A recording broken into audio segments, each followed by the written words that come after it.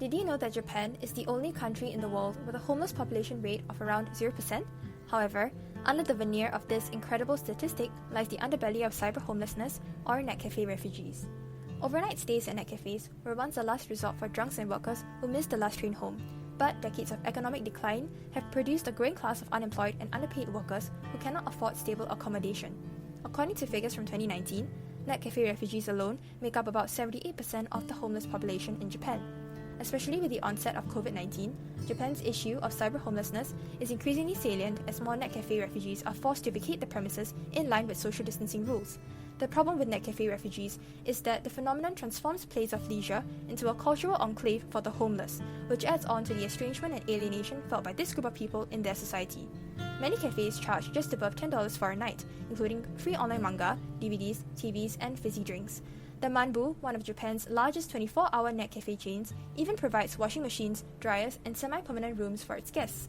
Each guest is then allotted a small cubicle, which reifies their reclusiveness and alienates them from the rest of society. On top of that, Japan is well known for its super solo culture. Doing activities like dining and drinking independently is a norm. Likewise, individuals prefer to suffer in private with their personal problems and avoid assistance from social institutions. And this is a problematic trait for net cafe refugees as it further alienates them from conventional society. How does a space, like a net cafe, become an agent for alienation?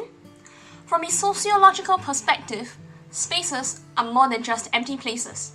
They are deeply imbued with cultural meanings, values, and authorized forms of behavior. For net cafes, these are spaces where impoverished people go to escape the stigma of homelessness. It functions as both a place of solace as well as a reminder of their low status in society. Above all, these spaces hold a culture for social misfits as living conditions are neither conventional nor ideal, rendering feelings of alienation. The net cafe is also an example of Foucault's theory on heterotopias.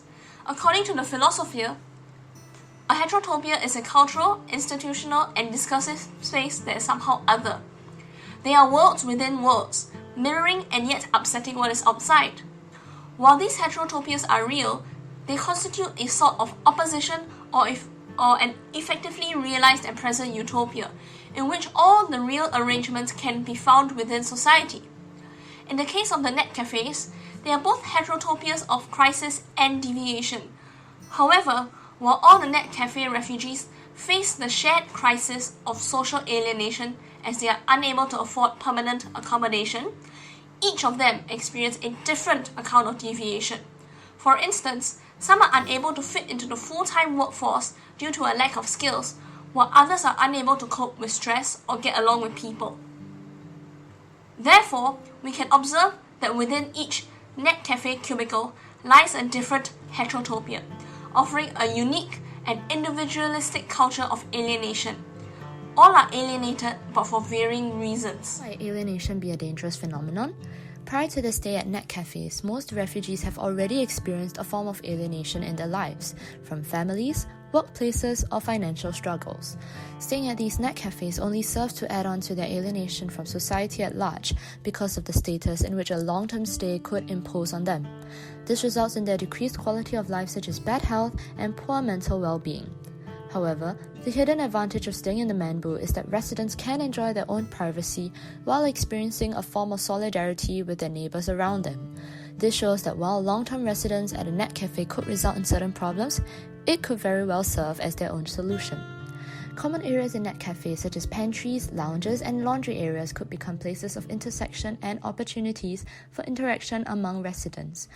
This could spark feelings of belonging and community, knowing that there are similar experiences and shared hardships all around.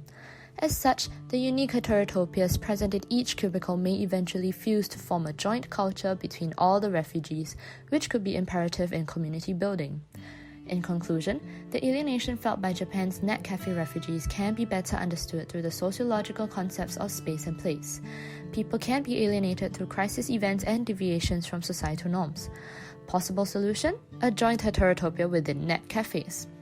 While forming communal relationships among net cafe refugees seems like a viable solution for individual issues of alienation, it might not yet be enough to overcome an overarching social alienation against this group of people.